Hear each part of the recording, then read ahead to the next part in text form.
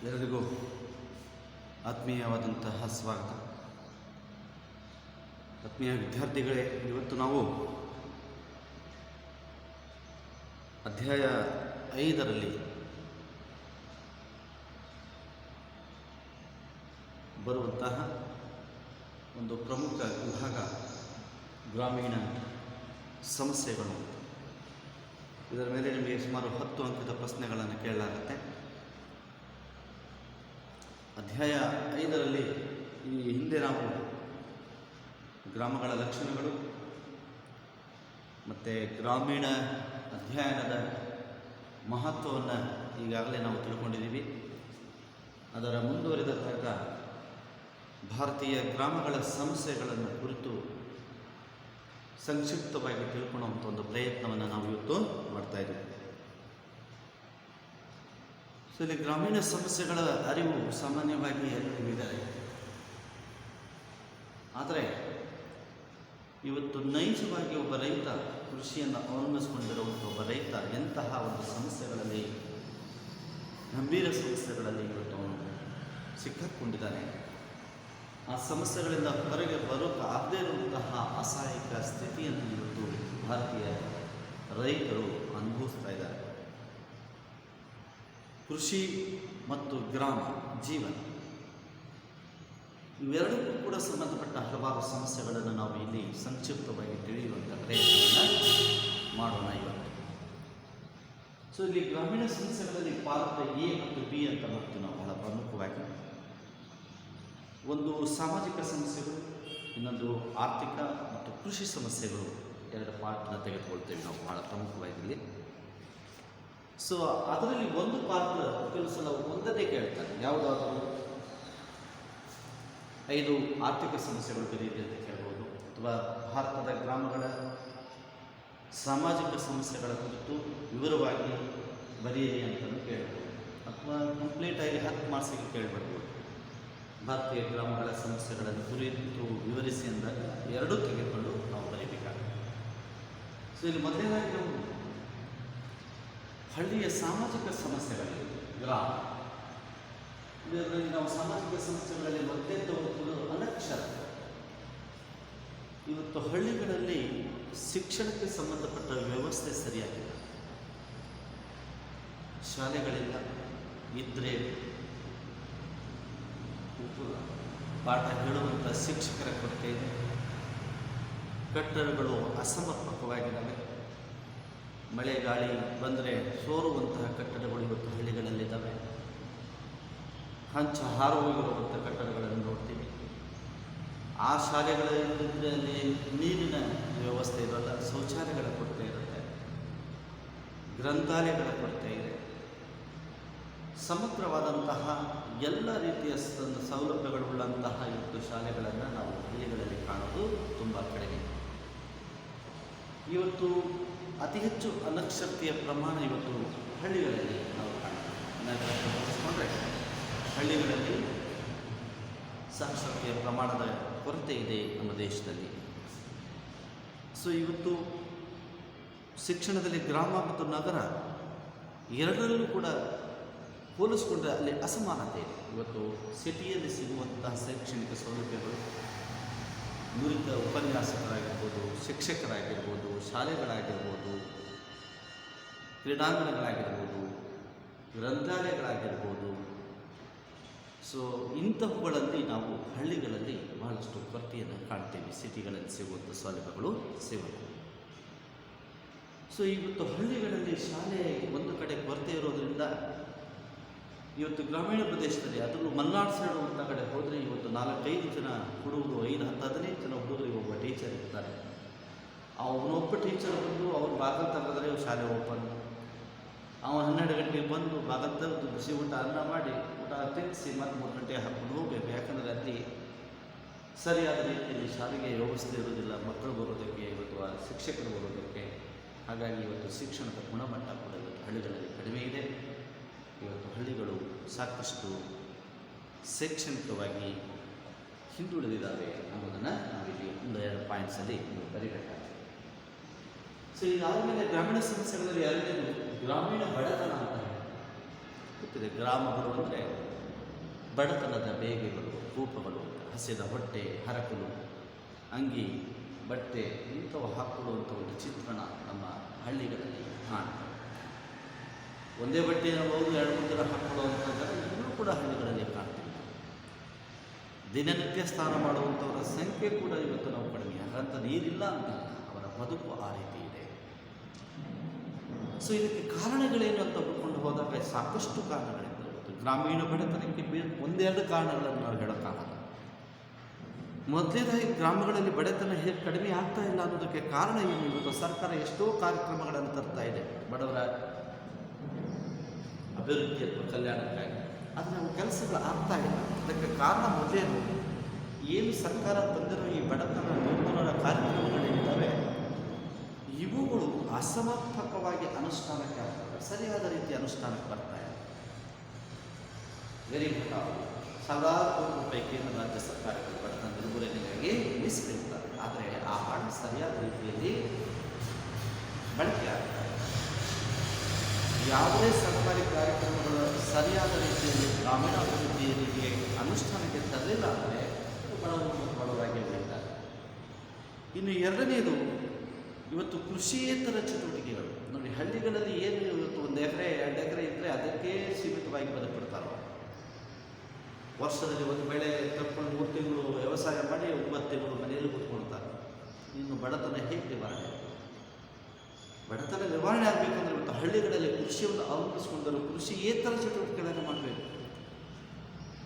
ಒಂದು cycle shop, ಒಂದು bike puncture shop, ಬೇರೆ ಒಂದು ನೂಲು ತೆಗೆಯುವಂಥದ್ದು, ಒಂದು ರೇಷ್ಮೆ ಹುಳು ಸಾಕಾಣಿಕೆ ಮಾಡುವಂಥದ್ದು, ಈ ತರಹದ ಬೇರೆ ಬೇರೆ ವೃತ್ತಿಗಳನ್ನು ಅವಲಂಬಿಸ್ಕೊಂಡ್ರೆ, ಸೊ ಕೃಷಿ ಇಲ್ಲದೆ ಇರುವಂಥ ಸಮಯದಲ್ಲಿ ಬೇರೆ ಉದ್ಯೋಗಗಳನ್ನು ಮಾಡಿಕೊಂಡ್ರೆ ಅವರು ಬಡತನದಿಂದ ಹೊರಗೆ ಬರೋದಕ್ಕೆ ಸಾಧ್ಯ.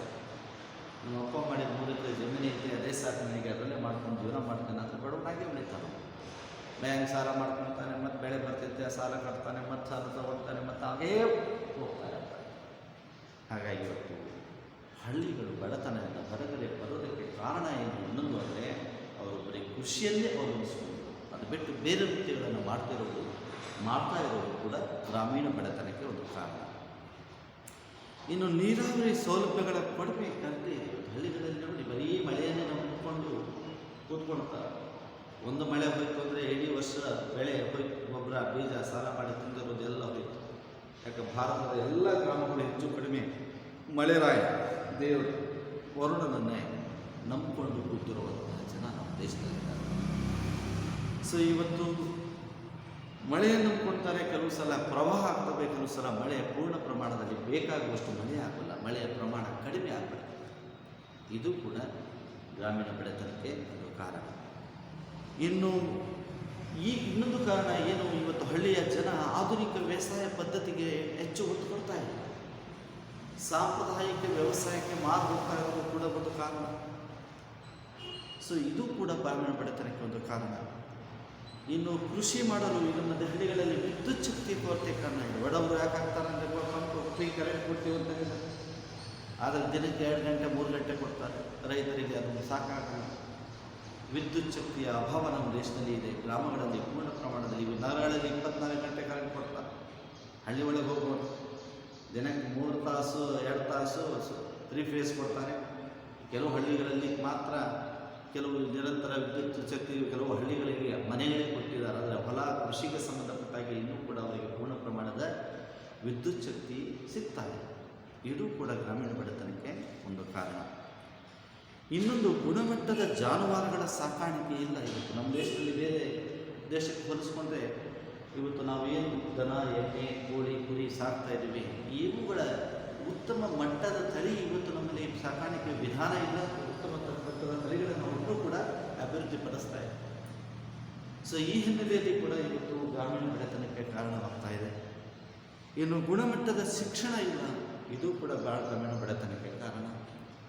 ಸೊ ಸಮುದಾಯಗಳಲ್ಲಿ ನಾಯಕತ್ವದ ಕೊರತೆ ಇದೆ. ಹಳ್ಳಿಗಳಲ್ಲಿ ಇವತ್ತು ಗುಂಪುಗಾರಿಕೆ ಎಲ್ಲ ಒಂದೊಂದು ಜಾತಿಗೆ ಒಂದು ಜಾತಿ, ಒಂದು ಊರಲ್ಲಿ 5 ಜಾತಿ ಇರುತ್ತೆ, 5 ಗುಂಪುಗಳು, 5 ಜಾತಿಗಳು, 5 ನಾಯಕರು. ಹೀಗಾಗಿ ಅಲ್ಲಿ ಒಂದು ಉತ್ತಮವಾದಂತಹ ಸಹಕಾರಿ ಮನೋಭಾವ, ದುಡಿಯುವಂಥ ಸಹಕಾರಿ ವಲಯ ಅಲ್ಲಿ ಎದ್ದು ಕಾಣ್ತಾ ಇಲ್ಲ. ಇದು ಸಾಕಷ್ಟು ಪಟ್ಟಿಯನ್ನು ಮಾಡ್ಕೊತಾರೆ. ಕೇಳ್ಬೋದು ಯಾವುದಾದ್ರೂ ಯಾರು ಗ್ರಾಮೀಣ ಬಡತನಕ್ಕೆ ಕಾರಣಗಳನ್ನು ಬರೆಯಿರಿ. ಇದರಲ್ಲಿ ಯಾವುದಾದ್ರು ಎರಡು ಬರುತ್ತೆ ಸರ್. ಸೊ ಇವೆಲ್ಲ ಇವತ್ತು ಗ್ರಾಮಗಳ ಬಡತನದಿಂದ ಹಿಂದುಳಿದಕ್ಕೆ ಕಾರಣ. ಅದಾದಮೇಲೆ ಇನ್ನೊಂದು ಸಾಮಾಜಿಕ ಸಮಸ್ಯೆಗಳಲ್ಲಿ ಪ್ರಮುಖವಾದದ್ದು ಆರೋಗ್ಯ ಸಮಸ್ಯೆ ಅಂತ. ಇವತ್ತು ಹಳ್ಳಿಗಳಲ್ಲಿ ಆರೋಗ್ಯ ಸಮಸ್ಯೆ ಅಧಿಕವಾಗಿ ಕಾಡ್ತಾ ಇದೆ. ಸೊ ಇವತ್ತು ಭಾರತದಲ್ಲಿ ಇರುವಂಥ ವೈದ್ಯರಲ್ಲಿ 74%, 74% ವೈದ್ಯರು ಬರೀ ನಗರಗಳಿಗೆ ಕೇಂದ್ರೀಕೃತರಾಗಿದ್ದಾರೆ. MBBS ಮಾಡ್ತಾರೆ, ಹಳ್ಳಿಗೆ ಹೋಗಿ ಕೆಲಸ ಮಾಡೋದು ಮಾತ್ರ ಹೋಗಕ್ಕೆ ತಯಾರಿಲ್ಲ. ಹಳ್ಳಿಗಳಲ್ಲಿ ಸರಿಯಾದಂತಹ ಪ್ರಾಥಮಿಕ ಕೇಂದ್ರಗಳಿಲ್ಲ. ಅಲ್ಲಿ ಹಾಸಿಗೆ ಇದ್ದರೆ ಬೆಡ್ ಇದ್ದರೆ ಡಾಕ್ಟರ್ಗೆಲ್ಲ ಡಾಕ್ಟರ್ ಇದ್ದರೆ ಬೆಡ್ ಇಲ್ಲ, ನರ್ಸ್ ಇದ್ದರೆ ಮತ್ತೊಬ್ಬರಿಲ್ಲ, ಕಾಂಪೌಂಡ್ ಇದ್ದರೆ ನರ್ಸ್ ಇಲ್ಲ. ಇಂಥ ಸ್ಥಿತಿಗಳಲ್ಲಿ ಒಂದು ಸಣ್ಣ ಪುಟ್ಟ ಪ್ರಾಥಮಿಕ ಆರೋಗ್ಯ ಕೇಂದ್ರಗಳನ್ನು ಇತ್ತೀಚೆಗೆ ಕಾಣ್ತಾ ಇದ್ದಾರೆ. ಸೊ ಹಳ್ಳಿಗಳಲ್ಲಿ ಇವತ್ತು ಪರಿಸರವಾಗಿ ಕೂಡ ಇವತ್ತು ಅಷ್ಟು ಇದಿಲ್ಲ. ಇವತ್ತು ಹಲವಾರು ಕಾಯಿಲೆಗಳು ನಮ್ಮ ಹಳ್ಳಿಗಳಲ್ಲಿ ಕಂಡು, ಮಲೇರಿಯಾ, ಕಾಲರ, ಸಿಡುಬು ಇವೆಲ್ಲ ಬಂದರೆ ಹಳ್ಳಿಯ ಜನ ಮೊದಲು ಹೋಗೋದು ಅವರ ಗುಡಿಗಳಿಗೆ, ದೇವರುಗಳಿಗೆ ಕೈ ಮುಗಿಯುವಂಥ ಪದ್ಧತಿ ಈಗಲೂ ಕೂಡ ಬಿಟ್ಟಿಲ್ಲ ನಮ್ಮ ದೇಶದಲ್ಲಿ. ಇವತ್ತು ಹಳ್ಳಿಗಳಲ್ಲಿ ಶಿಶು ಮರಣ ದರ ಅಧಿಕವಾಗ್ತಾ ಇದೆ, ತಾಯಿ ಮರಣ ದರ ಅಧಿಕ ಕಂಡುಬರ್ತಾ ಇದೆ. ಸೊ ಇವತ್ತು ಅವರಿಗೆ ಅಲ್ಲಿ ಅಪೌಷ್ಟಿಕತೆ ಕಾಡ್ತಾ ಇದೆ. ಇವತ್ತು ಒಬ್ಬ ತಾಯಿ ಗರ್ಭಿಣಿ, ಒಬ್ಬ ಮಗುವಿಗೆ ಜನ್ಮ ಕೊಟ್ಟವಳಿಗೆ ಒಳ್ಳೆಯ ವಿಟಮಿನ್ ಇರುವಂತಹ ಆಹಾರದ ಕೊರತೆ ಇವತ್ತು ನಾವು ಹಳ್ಳಿಗಳಲ್ಲಿ ಕಾಣ್ತಾ ಇದ್ದೀವಿ. ಸೊ ಇವತ್ತು ಗ್ರಾಮಗಳಲ್ಲಿ ಅನೈರ್ಮಲ್ಯತೆ ಕೂಡ, ಇವತ್ತು ಪರಿಸರ ಅನೈರ್ಮಲ್ಯತೆ ಕೂಡ ಇವತ್ತು ನಾವು ಇದು ಕಾಣ್ತಾ ಇದ್ದೀವಿ.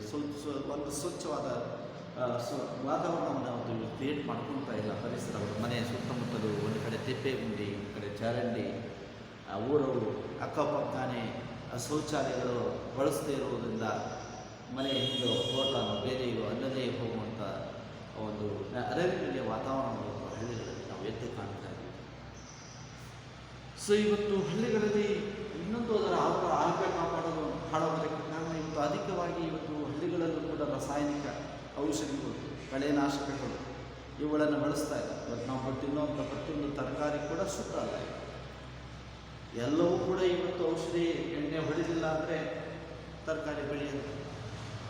ಒಂದು ಸೊಪ್ಪು, ಒಂದು ತರಕಾರಿ ಎಲ್ಲದಕ್ಕೂ ರಾಸಾಯನಿಕಗಳನ್ನು ಬಳಸ್ತಾರೆ, ಔಷಧಿಗಳನ್ನು ಹೊಡಿತಾರೆ, ಹೊಡೆದು ಅದನ್ನು ತಂದು ನಾವು ಮಾರುಕಟ್ಟೆಯಲ್ಲಿ ಮಾರ್ತಾ ಇದ್ದಾರೆ. ಅಲ್ಲೂ ಕೂಡ ಉತ್ತಮವಾದಂತಹ ಗುಣಮಟ್ಟದ ಆಹಾರ, ತರಕಾರಿ, ಹಣ್ಣು ಇತ್ಯಾದಿಗಳ ಕೊರತೆ ಇವತ್ತು ಹಳ್ಳಿಗಳಲ್ಲಿ ಇರೋದರಿಂದ ಸೊ ಇವತ್ತು ಹಳ್ಳಿಗಳ ಆರೋಗ್ಯ ಕ್ಷೀಣಿಸ್ತಾ ಇದೆ, ಕೊರತೆ ಇದೆ. ಆರೋಗ್ಯವಾಗಿ, ದೈಹಿಕವಾಗಿ ಅವರಿಷ್ಟು ಮೊದಲಷ್ಟು ಪವರ್ಫುಲ್ ಆಗಿತ್ತು. ಇವತ್ತು ಗ್ರಾಮೀಣ ಆರೋಗ್ಯ ಅನ್ನೋದು ಇವತ್ತು ತುಂಬ ಕೆಡ್ತಾ ಇದೆ ಅನ್ನುವಂಥ ಅಂಶವನ್ನು ನಾವು ಸಾಮಾನ್ಯವಾಗಿ ಬರೀಬೇಕಾಗಿದೆ. ಸೊ ಇದಾದಮೇಲೆ ನಾವು ಹೋದರೆ 2ನೇ ಪಾರ್ಟಿಗೆ ಹೋಗ್ತೀವಿ. ಬಿ ಪಾರ್ಟಲ್ಲಿ ಇದನ್ನು ಒಂದಕ್ಕೆ 5 ಮಾರ್ಕ್ಸಿಗೆ ಕೇಳ್ಬೋದು, ಅಥವಾ 2 ಮಾರ್ಕ್ಸಿಗೆ 2 ಯಾವುದಾದ್ರು ಬರೀರಿ ಅಂತ ಕೇಳ್ಬೋದು. ಗ್ರಾಮದ ಆರ್ಥಿಕ ಸಮಸ್ಯೆಗಳ ಕುರಿತು ವಿವರಿಸಿ, ಅಥವಾ ಯಾವುದಾದ್ರೂ 4 ಗ್ರಾಮದ ಆರ್ಥಿಕ ಸಮಸ್ಯೆಗಳನ್ನು ಬರೆಯಿರಿ ಅಂತಲೂ ಕೇಳ್ಬೋದು. ಸೊ ಗ್ರಾಮದ ಆರ್ಥಿಕ ಸಮಸ್ಯೆಗಳಲ್ಲಿ ಪ್ರಮುಖವಾದದ್ದು ಇವತ್ತು ಅಸಮಾನತೆ ಹೆಚ್ಚಳವಾಗ್ತಾ ಇದೆ. ಗ್ರಾಮದ ಸಂಪತ್ತು ಕೆಲವರಿಗೆ ಏನಿದೆ, ಜಮೀನು, ಹಣ, ಒಡವೆ. ಒಂದು ಹಳ್ಳಿಯಲ್ಲಿ 500 ಮನೆ ಇದ್ದರೆ ಅದರಲ್ಲಿ ಒಂದು 40-50 ಮನೆ ಶ್ರೀಮಂತರಿದ್ದಾರೆ. ಅವ್ರ ಮನೆಗಳಲ್ಲಿ ಮಾತ್ರ ಜಮೀನು ಅಧಿಕೃತವಾಗಿ ಕೇಂದ್ರೀಕೃತವಾಗಿದೆ. ಇನ್ನು ಉಳಿದ ಮನೆಗಳಿಗೆ ಅಸಮಾನವಾದ ಹಂಚಿಕೆ ಅಂತ. ಅಂದರೆ ಗ್ರಾಮಗಳಲ್ಲಿ ಭೂಮಿ ಇರ್ಬೋದು, ಮತ್ತೊಂದು ಆಸ್ತಿ ಇಂತಹ ಸಮಾನವಾಗಿ ಹಳ್ಳಿಗಳಲ್ಲಿ ಹಂಚಿಕೆ ಆಗಿದೆ. ಒಬ್ಬರಿಗೆ 20 ಎಕರೆ ಇದ್ದರೆ ಇನ್ನೊಬ್ಬರಿಗೆ 2 ಎಕರೆ, 1 ಎಕರೆ, 1 ಎಕರೆ, 3 ಎಕರೆ ಹಿಂಗೆ ಮಾಡ್ಕೊಂತಾರೆ. ಸೊ ಅದಕ್ಕೆ ಈ ಗ್ರಾಮದ ಆರ್ಥಿಕ ಸಮಸ್ಯೆಯ ಬಗ್ಗೆ ನೊಬೆಲ್ ಪ್ರಶಸ್ತಿ ವಿಜೇತ ಅಮರ್ತ್ಯ ಸೇನ್ ಒಂದು ಮಾತು ಹೇಳ್ತಾನೆ. ನೋಡಿ, ಭಾರತದಲ್ಲಿ ಅಸಮಾನತೆಗಳು ಹೇಗೆ ಮುಂದುವರೆದು ಏನಾಗುತ್ತೆ ಅಂತ ಅದಕ್ಕೆ ಉದಾಹರಣೆ ಕೊಡ್ತಾನೆ ನಾವು. ಆಫ್ರಿಕಾ ಖಂಡದ ಒಂದು ಭಾಗ ಮರುಭೂಮಿ ಆದರೆ ಅದೇ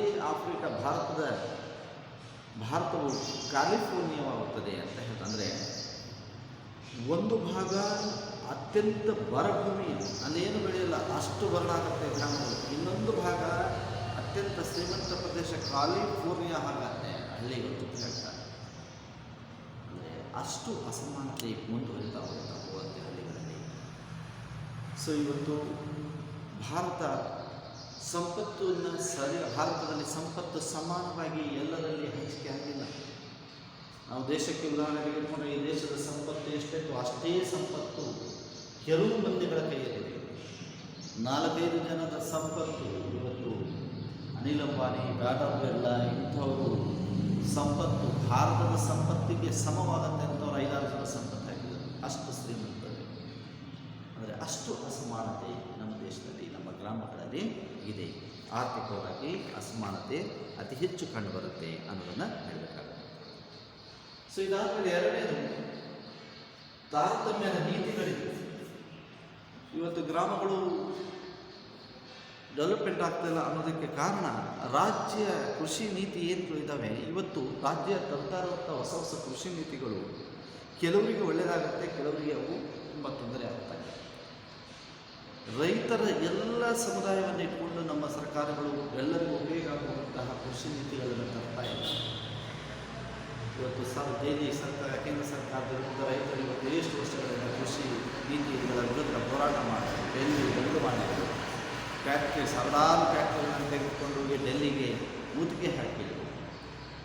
ಯಾಕೆ ಅಂದರೆ ಆ ನೀತಿಗಳು ಕೆಲವರಿಗೆ ಒಳ್ಳೆಯದಾಗ್ತವೆ, ಇನ್ನು ಕೆಲವರಿಗೆ ಆ ನೀತಿಗಳಿಂದ ತೊಂದರೆ ಆಗ್ತದೆ. ಸೊ ಈ ಸರ್ಕಾರಗಳು ತರ್ತಾ ಇರುವಂಥ ಹೊಸ ನೀತಿಗಳು ಇವತ್ತು ಕೃಷಿಕರ ಮೇಲೆ, ಗ್ರಾಮಗಳ ಮೇಲೆ ಹಲವಾರು ರೀತಿಯ ಪರಿಣಾಮಗಳನ್ನು ತರ್ತಾ ಇದ್ದಾವೆ. ಅವುಗಳು ಕೂಡ ಇವತ್ತು ಅವರ ಬಡತನಕ್ಕೆ ಕಾರಣವಾಗ್ತವೆ. ಆ ನೀತಿಗಳಿಂದ ಎಷ್ಟೋ ರೈತರು ಹೊಲ ಮನೆಗಳನ್ನು ಕಳ್ಕೊಳ್ಳುವಂಥ ಪರಿಸ್ಥಿತಿಗಳಿದ್ದಾವೆ. ಸೊ 1990ರಲ್ಲಿ ಕೂಡ ಇಂಥ ಒಂದು ಸ್ಥಿತಿ ನಿರ್ಮಾಣ ಆಗಿದೆ. ಸೊ ಅದರ ವಿರುದ್ಧ ಸಾಕಷ್ಟು ರೈತರು ಇವತ್ತು ಹೋರಾಟ ಮಾಡ್ತಾ ಇದ್ದಾರೆ. ಎಲ್ಲೋ ಒಂದು ಕಡೆ ಬರಗಾಲಕ್ಕೆ ಬೆಲೆ ಒಳಗಾಗುವಂಥ ಪ್ರದೇಶಗಳಿದ್ದಾವೆ, ಎಲ್ಲೋ ಒಂದು ಕಡೆ ಅತೀ ಪ್ರವಾಹಕ್ಕೆ ಒಳಗಾಗುವಂಥ ಪ್ರದೇಶಗಳ ಗ್ರಾಮೀಣ ಪ್ರದೇಶಗಳಿದ್ದಾವೆ. ಅಲ್ಲಿ ಸೂಕ್ತವಾದಂತಹ ನೀತಿಗಳನ್ನು, ಕಾನೂನುಗಳನ್ನು ಜಾರಿಗೆ ತಂದರೆ ಆ ಗ್ರಾಮಗಳು ಸಾಧ್ಯ. ಬರಗಾಲ ಇರೋ ಕಡೆ, ಮಳೆ ಬೀಳುವ ಕಡೆ ಬರಗಾಲ ಇರೋರಿಗೆ ಪರಿಹಾರ ಸಿಗೋದು. ಮಳೆ ಪ್ರವಾಹ ಆಗಿ ಅವರು ಬೆಳೆಗೆ ನಷ್ಟ ಮಾಡ್ಕೊಂಡಿರ್ತಾರೆ, ಅವ್ರಿಗೆ ಸಿಗಬೇಕಾದ ಪರಿಹಾರ ಅವ್ರಿಗೆ ಸಿಗಲ್ಲ, ಅವ್ರು ಬೇರೆ ಯಾರಿಗೂ ಸಿಗ್ತಾರೆ. ಹೀಗೆ ಸರಿಯಾದ ರೀತಿಯ ಸರ್ವೆ ಕಾರ್ಯ, ನೀತಿಗಳು, ಕಾನೂನುಗಳು ಬರ್ತಾ ಇದೆ ಈ ದೇಶದಲ್ಲಿ. ಹಾಗಾಗಿ ಗ್ರಾಮಗಳು ಇವತ್ತು ಹಲವಾರು ಸರ್ಕಾರ, ರಾಜ್ಯ, ಕೇಂದ್ರ ಸರ್ಕಾರಗಳು ಜಾರಿ ತಂದಿರುವಂತಹ ಈ ತಾರತಮ್ಯ ನೀತಿಗಳಿಂದ ಇವತ್ತು ಹಲವು ಸಮಸ್ಯೆಗಳನ್ನು ಗ್ರಾಮೀಣರು ಅನುಭವಿಸುತ್ತಿದ್ದಾರೆ ಅನ್ನೋದನ್ನು ನಾವು ಹೇಳಬೇಕಾಗುತ್ತೆ. ಸೊ ಇದಾದಮೇಲೆ ಕೃಷಿ ಕ್ಷೇತ್ರದ ಸಂದಿಗ್ಧ ಸ್ಥಿತಿ ಅಂತ ಇವತ್ತು ಕೃಷಿ ಅನ್ನೋದು ಎಂಥ ಸಂಕಷ್ಟದಲ್ಲಿ ಸಿಕ್ಕಾಕೊಂಡಿದೆ. ಇವತ್ತು ನಕ್ಷೆ ಆ ನಕ್ಷೆಯನ್ನು ಬರೆದು ನೀವು ಅದನ್ನು ಬರಿಬೇಕಾಗುತ್ತೆ. ನೋಡಿ, ಇವತ್ತು ಕೃಷಿ ಒಂದು ಕಡೆ ರೈತನಿಗೆ ಎಂತೆಂತಹ ಸಂದಿಗ್ಧ ಸ್ಥಿತಿಗಳಿದ್ದಾವೆ. ಒಂದು ಕಡೆ ಸಾಲದ ಒತ್ತಡ, ಇನ್ನೊಂದು ಕಡೆ ಸರ್ಕಾರದ ಧೋರಣೆಗಳು, ಇನ್ನೊಂದು ಕಡೆ ಅವನು ಕೊಂಡುಕೊಳ್ಳುವಂಥ ಫ್ಯಾಕ್ಟ್ರಿ, ನೇಗಿಲು ಇವುಗಳ ದುಬಾರಿ ಬೆಲೆ, ಇನ್ನೊಂದು ಕಡೆ ನೀರಾವರಿಯ ಕೊರತೆ, ಇನ್ನೊಂದು ಕಡೆ ವಿದ್ಯುತ್ ಶಕ್ತಿಯ ಕೊರತೆ, ಇನ್ನೊಂದು ಕಡೆ ಕಾರ್ಮಿಕರ ಕೊರತೆ, ಇನ್ನೊಂದು ಕಡೆ ಈ ಆಧುನಿಕ ತಂತ್ರಜ್ಞಾನದ ಅತಿಯಾದ ದುಬಾರಿ ಆಗ್ತಾ ಇರುವಂಥದ್ದು, ಅದು ಇನ್ನೊಂದು ಕಡೆ ಸಂಪೂರ್ಣ ಮಾಹಿತಿಯ ಕೊರತೆ ಇಲ್ಲ ಹಳ್ಳಿಗರಲ್ಲಿ. ಸೊ ಇವತ್ತು ವಸ್ತುಗಳ ಬೆಲೆಯೂ ಕೂಡ ಇವತ್ತು ಅನಿಶ್ಚಿತತೆ ಆಗ್ತಾ ಇದೆ. ಮಾರ್ಕೆಟಲ್ಲಿ ಒಂದು ಬೆಲೆ ಇದ್ದರೆ ಕೊಂಡ್ಕೊಳ್ಳೋದು ಒಂದು ಬೆಲೆ, ಮಧ್ಯವರ್ತಿಗಳ ಹಾವಳಿ, ಸೊ ಆರೋಗ್ಯ ಸಮಸ್ಯೆಗಳು, ಇನ್ನು ಲೇವಾದೇವಿಗಾರರಿಂದ ಆಗ್ತಾ ಇರುವಂತಹ ತೊಂದರೆಗಳು, ಇವೆಲ್ಲ ಇವತ್ತು ಕೃಷಿಯ ಮೇಲೆ ಒಂದು ಸಂಕಷ್ಟದ ಸ್ಥಿತಿಯಲ್ಲಿ ಸಿಕ್ಕಾಗ್ತದೆ. ಒಂದೆರಡು ಸಂಕಷ್ಟಗಳು ಸಿಕ್ಕಾಕೊಂಡ್ರೆ ನಾವು ಒದ್ದಾಡ್ತೀವಿ. ಆದರೆ ಇವತ್ತು ನಮ್ಮ ಕೃಷಿ ಎಷ್ಟು ಒತ್ತಡಗಳನ್ನು ತನ್ನ ಮೇಲೆ ಹಾಕ್ಕೊಂಡು ಇವತ್ತು ಆ ಸ್ಥಿತಿಯಲ್ಲಿ ಅದರಿಂದ ಹೊರಗಡೆ ಬರೋಕ್ಕೆ ಕಷ್ಟ ಆಗ್ತಾಯಿದೆ. ಇಂತಹ ಒಂದು ಸಂದಿಗ್ಧ ಸ್ಥಿತಿ ಇವತ್ತು ಭಾರತದಲ್ಲಿ ಕೃಷಿ ವ್ಯವಸ್ಥೆ ಇದೆ. ಅದಕ್ಕೆ ಒಂದು ಡಯಾಗ್ರಾಮ್ ಬರೆದು ಅದರ ಮೇಲೆ ಇವೆಲ್ಲ ಬರೀಬೇಕು. ಸಾಲ, ನೀರಾವರಿ ಕೊರತೆ, ವಿದ್ಯುತ್ ಶಕ್ತಿ ಕೊರತೆ, ಸೊ ಇವೆಲ್ಲವನ್ನು ನೀವು ತೋರಿಸ್ಬೇಕಾಗತ್ತೆ. ಈಗ ತೋರಿಸಿದರೆ ಆ ಒಂದು ಏನಿದೆ ಈ ಕೃಷಿ ಅನ್ನೋ ಒಂದು ಇದೆಯಲ್ಲ, ಇದು ಯಾವ ಮೇಲೆ ಅಂತಹ ಈ ಸ್ಥಿತಿಯ ಸಿಕ್ಕಬಂದು ಬರೀ ಸಾಲ, ನೀರಾವರಿ ಕೊರತೆ, ಲೇವಾದೇವಿಗಾರರು, ಸೊ ಕಾರ್ಮಿಕರು, ಆರೋಗ್ಯ ಸಮಸ್ಯೆ, ಸೊ ದುಬಾರಿ ಬೆಲೆ ಅಂದರೆ ಕೊಂಡುಕೊಂಡ ತಂತ್ರಜ್ಞಾನಗಳು, ಆಮೇಲೆ ಮಧ್ಯವರ್ತಿಗಳು, ಸೊ ಅನಿಶ್ಚಿತ ಮಳೆ, ಸೊ ಬೆಂಬಲ ಬೆಲೆ ಇರೋದು, ಸೊ ಇವೆಲ್ಲ ಸಿಕ್ಕಾಕೊಂಡು ಇವತ್ತು ಕೃಷಿ ಏನಾಗ್ತಾ ಇದೆ, ಅತ್ಯಂತ ಗಂಭೀರ ಸ್ಥಿತಿ ತಲುಪಿದೆ. ಇವತ್ತು ಕೃಷಿ ಉದ್ಧಾರ, ಕೃಷಿ ಕ್ಷೇತ್ರ ಸುಧಾರಣೆ ಕೊಟ್ಟರೆ ಗ್ರಾಮದ ರೈತರು ಕೂಡ ಅವರ ಬದುಕು ಕೂಡ ಹಸನು ಮಾಡುತ್ತೆ. ಆ ಹಿನ್ನೆಲೆಯಲ್ಲಿ ನಾವು ನಕ್ಷೆಯನ್ನು ಕೆಲವು ಸಲ ಇದನ್ನೇ ಕೇಳಬೇಕು, ಕೃಷಿ ಕ್ಷೇತ್ರದ ಸಂದಿಗ್ಧ ಸ್ಥಿತಿ ನಕ್ಷೆಯನ್ನು ಬೆಳೆಸಿ ಅಂತ 5 ಮಾರ್ಕ್ಸ್ ಭಾಳ ಸರಳವಾಗಿದೆ. ಏನು ಕೃಷಿಯ ಮೇಲೆ ಎಲ್ಲೆಲ್ಲ ಸಮಸ್ಯೆಗಳು ಒತ್ತಡಗಳಿದಾವೋ ಅವೆಲ್ಲವನ್ನು ನೀವು ಬಿಡಿಸಿ ಒಂದು ಕಾಲ ಬರುತ್ತೆ ಸರ್. ಅದನ್ನು ಈಗಾಗಲೇ ನಾವು ನೋಟ್ಸಲ್ಲಿ ನಮಗೆ ಕೊಟ್ಟಿದ್ದೀವಿ ಆ ನಕ್ಷೆಯನ್ನು, ಅದನ್ನು ನೋಡಿಕೊಂಡ್ರೆ ಸಾಕಾಗುತ್ತೆ. ಸೊ ಅದಾದಮೇಲೆ ಇವತ್ತು ಇನ್ನೊಂದು ಕೃಷಿಗೆ ಸಂಬಂಧಪಟ್ಟ ಸಮಸ್ಯೆ, ವ್ಯವಸಾಯಕ್ಕೆ ಇವತ್ತು ತಗಲ್ತಾ ಇರುವಂಥ ವೆಚ್ಚ ಹೆಚ್ಚಿಗೆ ಆಗ್ತಾ ಇದೆ. 1 ಎಕರೆ ಮೆಕ್ಕೆಜೋಳ ಬೆಳೆಯೋಕ್ಕೆ ಕನಿಷ್ಠ 10,000 ರೂಪಾಯಿ ಖರ್ಚು ಮಾಡುವಂಥ ಪರಿಸ್ಥಿತಿ ಇವತ್ತು. ಗೊಬ್ಬರ ದುಬಾರಿ ಮಾಡಿ 2,500-3,000 ರೂಪಾಯಿ ಕ್ವಿಂಟಲ್ ಗೊಬ್ಬರ, DAPಗೆ 2,500, ಬೀಜ ದುಬಾರಿ, ಒಂದು ದಿನ ಕೂಲಿ ಹೋದರೆ 400-500 ರೂಪಾಯಿ ಕೂಲಿ ಕೊಡಬೇಕು, ಟ್ಯಾಕ್ಟ್ರಿ 1 ಗಂಟೆಗೆ ಎಷ್ಟು 3,500-2,000 ಟ್ಯಾಕ್ಟ್ರಿ ಕೊಡಬೇಕು, ಎಲ್ಲ ದುಬಾರಿಯಾಗಿದೆ. ಅವನು 1 ಎಕರೆಗೆ ಒಂದು 15-20 ಕ್ವಿಂಟಲ್ ಮೆಕ್ಕೆಜೋಳ ಬೆಳೆದರೆ ಅವನಿಗೆ ಸಿಗೋದು ಒಂದು 20,000 ರೂಪಾಯಿ. ಭಾಳ ಚೆನ್ನಾಗಿ ಅಂದರೆ ಅದು ಮಳೆ ಬಂತು, ಟೈಮ್ ಸರಿಯಾಗಿ, ಇಲ್ಲ ಅಂದರೆ ಅವನು 10,000 ಖರ್ಚು ಮಾಡಿದ್ದು ವಾಪಸ್ ಹೋಗೋದು ಕಷ್ಟ ಎಷ್ಟೋ ಸಲ. ಸೊ ಈ ರೀತಿ ಅವನು ಕೃಷಿಗೆ ಮಾಡುವಂತಹ ವೆಚ್ಚ ಹೆಚ್ಚಿಗೆ ಆಗ್ತಾ ಇರೋದ್ರಿಂದ ಸೊ ಅವನು ಬರುವ ಆದಾಯ ಕೂಡ ಇವತ್ತು ಕಡಿಮೆ ಆಗ್ತಾ ಇದೆ. ಸೊ ಹೀಗೆ ಇವತ್ತು ಆಧುನಿಕವಾಗಿ ಕೃಷಿ ಅನ್ನುವಂಥದ್ದು ವೆಚ್ಚ ಹೆಚ್ಚಿಗೆ ಆಗ್ತಾ ಇದೆ. ಒಂದು ಟ್ಯಾಕ್ಟ್ರಿ, ಒಂದು ನೇಗರು, ಒಂದು ಏನೋ ಒಂದು ತರಬೇಕು ಅಂದರೂ ಕೂಡ ಅದು ದುಬಾರಿ ಇದೆ. ಅವನು ಒಟ್ಟು ಮಾಡುವ ಖರ್ಚಿಗೆ ಹೆಚ್ಚಿಗೆ ಆಗಿರೋದ್ರಿಂದ ಕೊನೆಗೆ ಏನು ಮಾಡೋದು, ಮನೆಗೆ ಕೂತ್ಕೊಂಡು ಏನು ಮಾಡೋದು, ಇದೊಂದು ಜಮೀನು ಮತ್ತು ಅದನ್ನು ಮಾಡಲೇಬೇಕು. ಹೆಚ್ಚಿಗೆ ದುಡ್ಡು ಕೊಟ್ಟು ಕೆಲವು ಸಲ ಬ್ಲ್ಯಾಕಲ್ಲಿ ಗೊಬ್ಬರ ಬೀಜ ತಂದು ಮಾರುವಂಥ ಸ್ಥಿತಿ ಇವತ್ತು ಹಳ್ಳಿಗಳಲ್ಲಿ ನಿರ್ಮಾಣ ಆಗ್ತಾ ಇದೆ. ನಮಗೆ ಗೊತ್ತಿದೆ, ಯೂರಿಯಾ ಗೊಬ್ಬರಕ್ಕಾಗಿ ಕೆಲವು ಸಲ ಈ ಕಳ್ಳು ಮಾರ್ಕೆಟ್ಗಳು ಸ್ಟಾರ್ಟ್ ಮಾಡ್ತಾರೆ. ಸ್ಟಾಕ್ ಇಲ್ಲ ಅಂತ ಹೇಳಿ ಗೋಡನಲ್ಲಿ ತುಂಬಿಕೊಂಡು ರೈತರಿಗೆ ಪಾಪ ಟೈಮ್ ಸರಿಯಾಗಿ ಗೊಬ್ಬರ ಮಳೆ ಬಿತ್ತು, ಇವತ್ತು ನಾಳೆ ಹಾಕಬೇಕು ಅಂದರೆ ಗೊಬ್ಬರ ಸಿಗೋದು ಮಾಡ್ತಾರೆ. ಈ ಮಧ್ಯವರ್ತಿಗಳು ಮಾಡೋದ್ರಿಂದ ಹಳ್ಳಿಯ ದುಬಾರಿ ಬೆಲೆಯ ದುಬಾರಿ ಬೀಜ ಗೊಬ್ಬರಗಳು ಕೊಟ್ಕೊಂಡು ಮಾಡ್ತಾರೆ. ಅದು ಕಳಪೆ ಬೀಜ ಆಗುತ್ತೆ, ಕೆಲವು ಸಲ ಗೊಬ್ಬರನೂ ಕಳಪೆ ಆಗ್ತಾ ಇಂಥವು ಮಾಡಿ ಅವನು ಬೆಳೆದಿದ್ದು ಅವರು ಆದಾಯ ಮತ್ಸರ. ಸೊ ಹೀಗಾಗಿ ಇವತ್ತು ಕೃಷಿಗೆ ವೆಚ್ಚ ಹೆಚ್ಚಿಗೆ ಆಗ್ತಾ ಇದೆ. ಆದರೆ ಕೃಷಿಯಿಂದ ಬೆಳೆಯುವಂಥ ಏನಿದೆ ರೈತ ಬೆಳೆಗಳು ಅವುಗಳ ಬೆಲೆ ಹೆಚ್ಚಿಗೆ ಆಗ್ತಾ ಇದೆ. ಅವುಗಳ ಬೆಲೆ ಹೆಚ್ಚಿಗೆ ಆದಾಗ ಅದಕ್ಕೆ ಸರ್ಕಾರಗಳು ಬೆಂಬಲ ಬೆಲೆಯನ್ನು ನಿಗದಿ ಮಾಡಿದಾಗ ಪಾಪ ಅವನು ತಾನು ಮಾಡಿದ ಖರ್ಚಿಗಾದರೂ ತಕ್ಕೊಂಡು ಒಂದಿಷ್ಟು ಹಣ ಉಳಿದ್ರೆ ಅವನ ಬದುಕು, ಅವನ ಬಟ್ಟೆ ಬರೆ, ಅವನ ಜೀವನ, ದೈನಂದಿನ ಖರ್ಚುಗಳು ಇದನ್ನು ನಿಭಾಯಿಸೋಕ್ಕೆ ಸಾಧ್ಯವಾಗುತ್ತೆ. ಸೊ ಇದಾದಮೇಲೆ ಇನ್ನೊಂದು ಇವತ್ತು ಕೃಷಿಗೆ ಜಾಗತೀಕರಣ ಇವತ್ತು ಸ್ಪರ್ಧೆ ಬರ್ತಾ ಇದೆ. ಇವತ್ತು ಜಗತ್ತು ಒಂದಾಗಿದೆ, ಅಂತಾರಾಷ್ಟ್ರೀಯ ಮಾರುಕಟ್ಟೆಗಳಲ್ಲಿ ಇವತ್ತು ಓಪನ್ ಆಗುತ್ತೆ. ಭಾರತದಲ್ಲಿ 1 ಎಕರೆ ಭತ್ತ 30 ಚಲ ಬೆಳೀತಾರಂದರೆ ಬೇರೆ ದೇಶಕ್ಕೆ ಹೋಲಿಸ್ಕೊಂಡ್ರೆ ಅಮೇರಿಕ ಅಂತ ದೇಶಕ್ಕೆ 40-50 ಕ್ವಿಂಟಾಲ್ ಬೆಳೀತಾರೆ, 50-60 ಕ್ವಿಂಟಾಲ್ ಬೆಳೀತಾರೆ, ನಮಗಿಂತ ಡಬಲ್ ಬೆಳೀತಾರೆ ಅದೇ 1 ಎಕರೆ ದೇಶದಲ್ಲಿ. ಸೊ ಇವತ್ತು ಅವ್ರು ಎದಕ್ಕೆ ಬೆಳೀತಾರೆ, ಇಲ್ಲಿ ಬಂದು ಮಾರಾಟ ಮಾಡಿದ್ರೆ ಅವರು ಭತ್ತ ಅಲ್ಲಿಂದ ತರಿಸ್ಕೊಂಡ್ರೆ ನಮ್ಮ ರೈತರು ಬೆಳೀತಾರೆ, ಪಾಪ ಅವರು ಅಷ್ಟೇ ಖರ್ಚು ಮಾಡಿರ್ತಾರೆ, ಆದರೆ ಇಳುವರಿ ಕಡಿಮೆ ಆಗಿದೆ. ಸೊ ಆದರೆ ಇವನಿಗೆ ಅವರು ಕಡಿಮೆ ರೇಟಿಗೆ ಮಾರೋದ್ರಿಂದ ಇವನು ಕಡಿಮೆ ರೇಟಿಗೆ ಮಾರ್ತಾರೆ, ಅದಕ್ಕೆ ಇವನು ಖರ್ಚು ಮಾಡಿದ ದುಡ್ಡು ಬರಲ್ಲ. ಯಾವುದೇ ತರಲು ಜಗತ್ತು ಇವತ್ತು ಅಂತಾರಾಷ್ಟ್ರೀಯ ಮಾರುಕಟ್ಟೆ ರೈತರ ಬೆಳೆಗಳು ಇವತ್ತು ಬಹಳ ಕಷ್ಟ ಆಗಿದೆ. ಅವರಿಗೆ ಬೆಂಬಲ ಬೆಲೆ, ಒಳ್ಳೆಯ ಬೆಲೆಯನ್ನು ತೆಗೆದುಕೊಳ್ಳಬೇಕು. ಇವತ್ತು ಜಾಗತೀಕರಣದ ಸ್ಪರ್ಧೆಯಿಂದಾಗಿ ರೈತರ ವಸ್ತು ಬೆಳೆಯುವಂಥ ಪದಾರ್ಥಗಳು ಇವತ್ತು ಮಾರುಕಟ್ಟೆಗಳಲ್ಲಿ ಉತ್ತಮವಾದಂಥ ಬೆಲೆಯನ್ನು ಪಡ್ಕೊಳ್ಳುವುದಕ್ಕೆ ಇವತ್ತು ವಿಫಲವಾಗ್ತಾ ಇದ್ದಾರೆ ಅನ್ನೋದನ್ನು ಒಂದಿಷ್ಟು ಮಾಹಿತಿಯನ್ನು ಕೊಡ್ತೀವಿ. ಸೊ ಇದಾದಮೇಲೆ ಬಂಡವಾಳಶಾಹಿಗಳಿಂದ ಇವತ್ತು ಶೋಷಣೆ, ರೈತರು ಗ್ರಾಮಗಳು ಅಂದರೆ ಬಂಡವಾಳಶಾಹಿಗಳು. ದುಡ್ಡಿದ್ದರೆ ಏನು ಬೇಕಾದ್ರೂ ಮಾಡ್ತಾರೆ. ರೈತರಿಗೆ ದುಡ್ಡು ಇದ್ದರೆ ಜಮೀನು ಕೊಡ್ಕೊಳ್ತಾರೆ, ಅವ್ರದ್ದು ವಸ್ತುಗಳನ್ನು ಕೊಡ್ಕೊಳ್ತಾರೆ. ಹೀಗೆ ಬಂಡವಾಳಶಾಹಿಗಳು ಭಾರತದಲ್ಲಿ ನಿರಂತರವಾಗಿ ಇವತ್ತು ಶೋಷಣೆ ಎಲ್ಲ ಕ್ಷೇತ್ರಗಳಲ್ಲಿ ನಡೆಯುವುದು. ಹಳ್ಳಿ ಬರೀ ಕೃಷಿಗೆ ಸಂಬಂಧಪಟ್ಟ ಇವತ್ತು ಕೃಷಿ ಕ್ಷೇತ್ರಕ್ಕೂ ಕೂಡ ಇವತ್ತು ಬಂಡವಾಳಶಾಹಿಗಳ ಕಾಲಿಡ್ತಾರೆ. ಇದರಿಂದ ರೈತರು ಅವರ ವಿರುದ್ಧ ಹೋರಾಟ ಮಾಡೋಕ್ಕೆ ಸಾಧ್ಯವಾಗ್ತಾ ಇಲ್ಲ. ಬಂಡವಾಳ ಹಣ ಇದ್ದವರ ವಿರುದ್ಧ ನಾವು ಫೈಟ್ ಮಾಡಿ ನಾವು ಅವರ ಹಾಗೆ ಹೆಚ್ಚಿನ ಇದನ್ನು ಮಾಡೋದಕ್ಕೆ ಕಷ್ಟಕರವಾಗ್ತಾ ಇದೆ. ಆ ಕಾರಣಕ್ಕೂ ಕೂಡ ಇವತ್ತು ರೈತರು ಒಂದೆರಡು ಪಾಯಿಂಟ್ಸ್ ಸರ್. ಇನ್ನು ಸಂಕೀರ್ಣ ಬ್ಯಾಂಕಿಂಗ್ ನಿಯಮಗಳು ಇದಂತೂ ನಮ್ಗೆ ಗೊತ್ತೇ. ಒಬ್ಬ ರೈತ ಒಂದು ಕೃಷಿ ಮಾಡೋದು, ಒಂದು ಟ್ಯಾಕ್ಟ್ರಿ ತೊಗೊಳೋದು, ಜಮೀನು ಮಾಡೋದು, ತೋಟ ಮಾಡೋದು, ಒಂದು ಲೋನ್ ತೊಗೊಳಕ್ಕೆ ಹೋದ ಅಂದರೆ ಆ ಬ್ಯಾಂಕ್ ಅವ್ರು ಕೇಳೋವಂಥ ಡಾಕ್ಯುಮೆಂಟ್ಸನ್ನು ರೆಡಿ ಮಾಡೋ ಅಷ್ಟೊತ್ತಿಗೆ ಅವ್ನ ಕೊನೆ ಲೋನೇ ಬೇಡಪ್ಪ ಅಂತ ಮನೆಗೆ ಹೋಗ್ಬಿಡ್ತಾರೆ. ಇಂಥ ನಿಯಮಗಳು ಕಾಗದ ತಂಬ, ಪಾಣಿ ತಂಬ, ಮುದೇಶನ್ ತಂಬ, ತಹಸೀಲ್ದಾರ್ ಅದು ಪಿ ಡಿ ಒ ಬರ್ಸಂಬ, ಬ್ಯಾಂಕಿಂದ ನೋಡಿ ಸರ್ಟಿಫಿಕೇಟ್ ತಂಬ, ಇವು ಮಾಡೋ ಅಷ್ಟೊತ್ತಿಗೆ ವಾರ ತಿಂಗಳು ಅಲಸಿ ಆ ಬ್ಯಾಂಕ್ನವರು, ಯಾಕಂದ್ರೆ ಅಷ್ಟು ಸುಲಭವಾಗಿ ರೈತರಿಗೆ ಅವ್ರು ಸಾಲ ಕೊಡೋರು.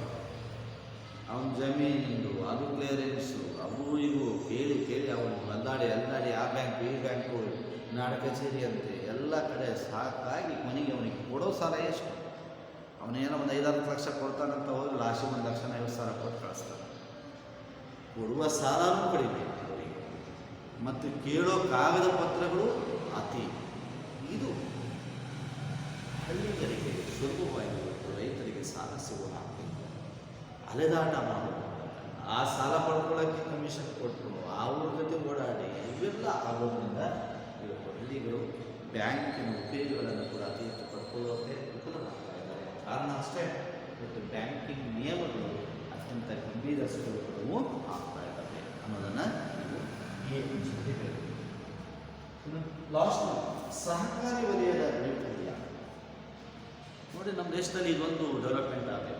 ಸಹಕಾರಿ ವಲಯ ಅಂದರೆ ಒಂದು 2-3 ಒಂದು 2 ಎಕರೆ, 1 ಎಕರೆ ಜಮೀನಿಗೆ ಒಂದು 10 ಎಕರೆ ಎಲ್ಲರೂ ಸೇರಿಕೊಂಡು ಒಂದು 10 ಎಕರೆ ಮಾಡಿಕೊಂಡು ಒಟ್ಟಿಗೆ ವ್ಯವಸಾಯ ಮಾಡಿದ್ರೆ ಆ ವ್ಯವಸಾಯಕ್ಕೆ ತಗಲುವ ವೆಚ್ಚ ಕಡಿಮೆ ಆಗುತ್ತೆ. 1 ಎಕರೆಗೆ 4 ಜನ ಮನೆಯವರು ಹಗಲೆಲ್ಲ ಕೆಲಸ ಮಾಡೋದು, ಅದೇ 4 ಜನ ಎಲ್ಲರೂ ಸೇರಿಕೊಂಡು ಮಾಡಿದ್ರೆ ಕಡಿಮೆ ಅವಧಿಯಲ್ಲಿ ಶ್ರಮ ಕೂಡ ಉಳಿಯುತ್ತೆ, ಖರ್ಚು ಕೂಡ ಉಳಿಯುತ್ತೆ, ಸಮಯ ಕೂಡ ಉಳಿಯುತ್ತೆ. ಈ ಸಹಕಾರಿ ವಲಯದ ಬೇಸಾಯ ಪದ್ಧತಿಯನ್ನು ಮಾಡುವಂಥ ಕ್ರಮ ನಮ್ಮ ಹಳ್ಳಿಗಳಲ್ಲಿ ಜಾರಿಯಾಗಿದೆ. ಇದು ಸಕ್ಸಸ್ ಆಗ್ತಾ ಇದೆ. ಈ ಸಹಕಾರಿ ವಲಯದ ಬೇಸಾಯದ ವೈಫಲ್ಯತೆ ಕೂಡ ಇವತ್ತು ಗ್ರಾಮಗಳ ಆರ್ಥಿಕ ಸಮಸ್ಯೆಗೊಂದು ಕಾರಣವಾಗ್ತಾ ಇದೆ. ಸೊ ಇಷ್ಟು ಅಂಶಗಳನ್ನು ನೀವು ಗ್ರಾಮದ ಆರ್ಥಿಕ ಸಮಸ್ಯೆಗಳಲ್ಲಿ ವಿಶ್ಲೇಷಣೆ ಮಾಡಬೇಕು. ಭಾಳ ಮುಖ್ಯವಾಗಿದೆ. ಗ್ರಾಮಗಳ ಆರ್ಥಿಕ ಸಮಸ್ಯೆಗಳನ್ನು ಬರೀರಿ ಅಂತ 5 ಮಾರ್ಕ್ಸ್ ಕೇಳಿದರೆ ಬರೀ ಆರ್ಥಿಕ ಸಮಸ್ಯೆಗಳನ್ನು ಅಷ್ಟೇ ಬರೀರಿ. ಗ್ರಾಮಗಳ ಸಾಮಾಜಿಕ ಸಮಸ್ಯೆಗಳನ್ನು ಬರೀರಿ ಅಂತ ಕೇಳಿದರೆ ಸಾಮಾಜಿಕ ಸಮಸ್ಯೆಗಳನ್ನು ಅಷ್ಟೇ ಬರೀರಿ. ಅಥವಾ 2 ಮಾರ್ಕ್ಸ್ ಕೇಳ್ಬೋದು, ಯಾವುದಾದರೂ 2 ಗ್ರಾಮೀಣ ಸಮಸ್ಯೆಗಳು ಬರೀರಿ, ಅಥವಾ ಯಾವುದಾದರೂ 2 ಆರ್ಥಿಕ ಸಮಸ್ಯೆಗಳನ್ನು ಬರೀರಿ, ಅಥವಾ ಗ್ರಾಮೀಣ ಬಡತನಕ್ಕೆ 2 ಕಾರಣಗಳನ್ನು ಬರೀರಿ ಅಂತಲೇ ಕೇಳ್ಬೋದು. ಸೊ ಇಷ್ಟು ಅಂಶಗಳನ್ನು ತಿಳ್ಕೊಂಡ್ರೆ ಇದರ ಮೇಲೆ ನಿಮಗೆ ಒಂದು 5 ಮಾರ್ಕ್ಸ್, ಒಂದು 7 ಮಾರ್ಕ್ಸ್, 5, 2 ಮಾರ್ಕ್ಸ್, ಒಂದು 10 ಮಾರ್ಕ್ಸ್, ಒಂದು ಕ್ವಶನ್ ಯಾವತ್ತೂ ಕೂಡ ಇದರ ಮೇಲೆ ನಿಮಗೆ ಮುಂದೆ ಬರುತ್ತೆ. ಈ 5ನೇ ಅಧ್ಯಾಯದ ಗ್ರಾಮೀಣ ಸಮಸ್ಯೆಗಳಲ್ಲಿ ಇಷ್ಟು ಅಂಶಗಳನ್ನು ಸವಿಸ್ತಾರವಾಗಿ ತಿಳ್ಕೊಳ್ಳುವಂಥ ಒಂದು ಪ್ರಯತ್ನವನ್ನು ಮಾಡಿ. ಸೊ ಇಲ್ಲೊಂದು ಬಹಳ ಪ್ರಮುಖವಾಗಿ ನಾನು ಹೇಳಿದೆ, ಈ ನಕ್ಷತ್ರವನ್ನು ಸ್ವಲ್ಪ ತಿಳ್ಕೊಳ್ಬೇಕು. ಕೃಷಿ ಕ್ಷೇತ್ರದ ಸಂದಿಗ್ಧ ಸಮಸ್ಯೆ ಅಂತ ಏನು ಹೇಳ್ತಾನೆ, ಭಾಳ ಸರಳ. ಇದು ಒಂದು ಕೃಷಿಕ್ಕೆ ಅಂತದೆ. ಇದು ಯಾವ ರೈತರಿಗೆ ಸಿಕ್ಕೊಡ್ತೈತೆ ನೋಡಿ. ಇದ್ರ ಮೇಲೆ ಒಂದು ಕಡೆ ಸಾಲ, ನೀರಾವರಿ, ವಿದ್ಯುತ್ ಶಕ್ತಿ, ಮಧ್ಯವರ್ತಿಗಳು, ಮಳೆಯ ಅನಿಶ್ಚಿತೆ, ಕಾರ್ಮಿಕ, ಹೀಗೆ ಇಂಥವು ಎಷ್ಟು ನೀರಾವರಿ, ಕಾರ್ಮಿಕ, ಸಾಲ, ಹವಾಮಾನ, ಇವೆಲ್ಲ ಕೃಷಿ ಮೇಲೆ ಪರಿಣಾಮ ಬೀಳ್ತವೆ. ಇವೆಲ್ಲ ಕೃಷಿ ಕ್ಷೇತ್ರದ ಸಂದಿಗ್ಧ ಸ್ಥಿತಿ ಅಂತ ಈ ಒಂದು ನಕ್ಷೆ ಬರೆದ್ರೆ ಸಾಧ್ಯ. ಇಷ್ಟೆಲ್ಲ ಒತ್ತಡಗಳು ಒಂದು ಕೃಷಿಯ ಮೇಲೆ, ಇದು ಒಂದಿಷ್ಟೇ ಬರೀ ಈ ಒಂದು ನಕ್ಷೆ ಬರೋದು 5 ಮಾರ್ಕ್ಸ್ ಬರ್ತೈತಿ. 10 ಮಾರ್ಕ್ಸಿಗಾರಿಕೆಯಲ್ಲಿ 5 ಮಾರ್ಕ್ಸಿಗಾರಿಕೆಯಲ್ಲಿ ಬರೀ ನಕ್ಷೆ ಬರೋದ್ರೆ ಸಾಕು. ಇಷ್ಟು ಬರೋದು ಭಾಳ ಈಸಿ. ಸೊ ಇದೊಂದು ಬರೀರಿ. ಸೊ ಇದಿಷ್ಟು ಅಧ್ಯಾಯ 5ರಲ್ಲಿ ಭಾರತದ ಗ್ರಾಮೀಣ ಸಮಸ್ಯೆಗಳನ್ನು ಕುರಿತು ಬರೀರಿ ಅಂತ ಕೇಳ್ತಾನೆ. ಇಷ್ಟು ಬರ್ತದೆ ಸಾಕು. ಸೊ ಎಲ್ಲರಿಗೂ ಧನ್ಯವಾದ.